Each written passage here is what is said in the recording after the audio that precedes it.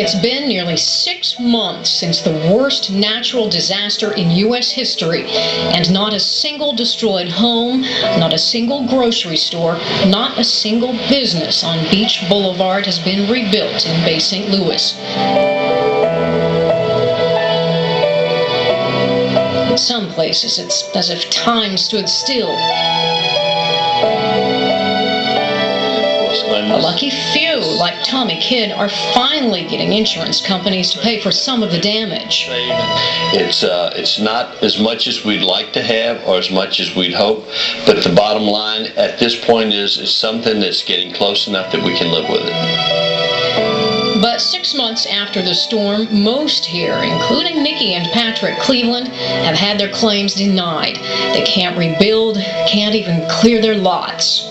Our insurance company is nationwide, and they are not on our side. They are so unorganized. They won't answer the phone. We have to leave messages. So I tried calling Nationwide to see if I could get some answers. I started with the Cleveland's local agent. Hello, I was trying to reach John French. Okay, no, Mr. French asked me to tell you that he can't discuss the case because the company won't let him. He said that you have to call Nationwide. All right, so call the corporate office. Yes, that's right. Okay, thank you. Bye-bye. And corporate held firm. Adjudicate every claim and evaluate every claim based on the facts in that specific case. And again, even if all their neighbors around them had wind damage, were paid off for it, and Nationwide says they had none, there's nothing else they can do.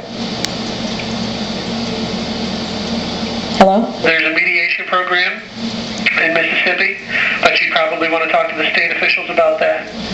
So I went to talk with Mississippi's Attorney General, who charges insurance companies left deliberately misleading language in people's policies. They'd rather leave it vague until people need insurance, and that's when they come in with the language and where they just deny claims across the board.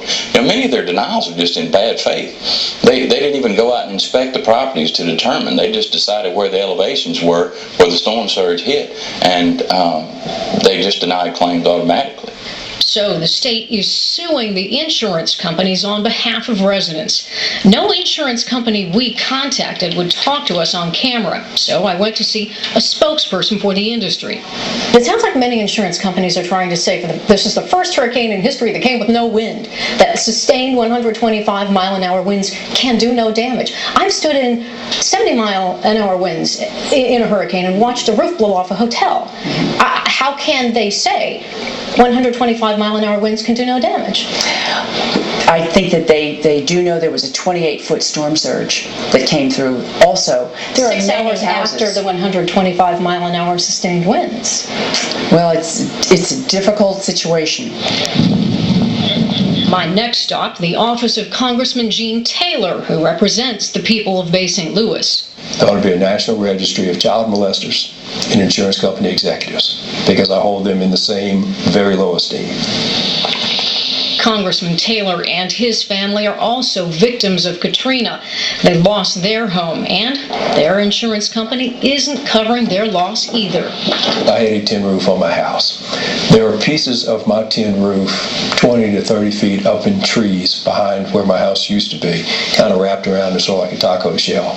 When they came back with my claim and said there was no wind damage to my house, and I point to the tin, they just kind of shrugged. The insurance industry insists there are bound to be differences of opinion in a disaster of this magnitude.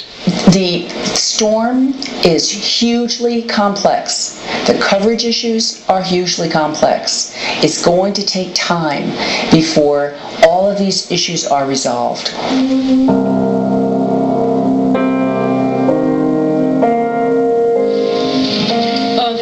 Insurance isn't the only problem. Small business loans are being granted at a snail's pace. And after all this time, there are still residents waiting for FEMA trailers.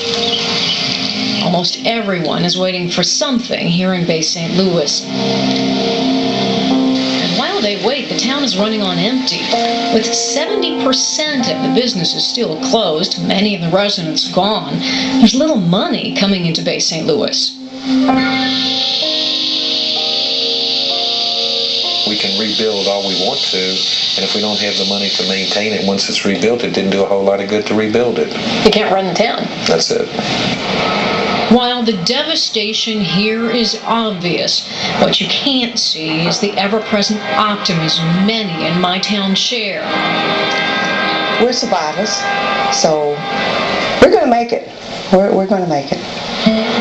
Still, this town is fragile. Hope is tinged with resignation. And there's a growing sense Bay St. Louis may never be the same. A lot of things are up in the air. I think you're going to lose a lot of good people, too, that just don't want to deal with the storms anymore. They're going to move inland.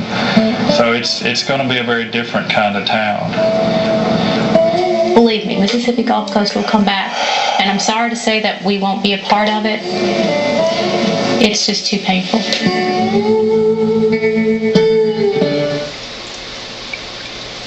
People here have worked so hard. This town deserves to come back, to be what it once was. And despite all the delays, all the bureaucracy, all the setbacks, Bay St. Louis will come back.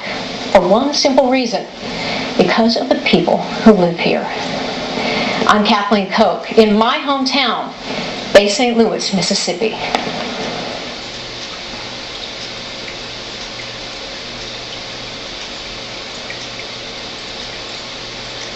Hit TV